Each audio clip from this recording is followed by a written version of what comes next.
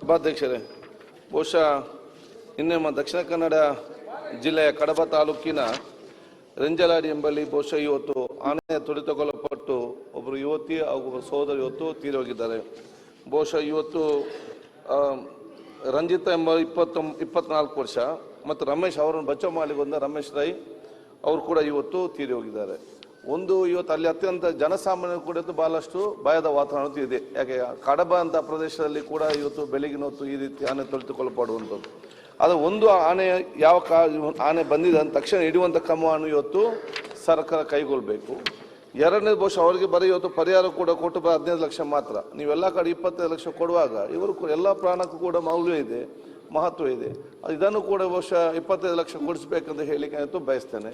ಮೂರನೇದು ರಮೇಶ್ ರಾಯ್ ಇವತ್ತು ಬಚಾವ್ ಮಾಡ್ಲಿಕ್ಕೆ ಹೋದ್ರು, ಅವ್ರು ನಾವೆಲ್ಲ ಮೆಚ್ಚಬೇಕು. ಆ ಒಂದು ಕಷ್ಟ ಕಾಲದಲ್ಲಿ ಕೂಡ ತಮ್ಮ ಜೀವ ಅಂಗ ತೊರೆದು ಹೋಗಿ ಅವ್ರು ರಕ್ಷಣೆ ಮಾಡ್ಲಿಕ್ಕೆ ಹೋಗಿದ್ದಾರೆ. ಅವ್ರು ಕೂಡ ತೀರೋಗಿದ್ದಾರೆ.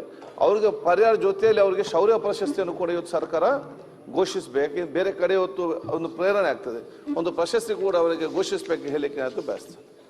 ಓಕೆ, ಸ್ವಲ್ಪ ಖಾದರ್ ಅವರೇ ತಡ ಆಯ್ತು, ನೋಟಿಸ್ ಕೊಟ್ಟಿದ್ದು ಉತ್ತರ ತರಿಸಿ ನಾಳೆ ಉತ್ತರ ಕೊಡ್ತೀನಿ. ಓಕೆ.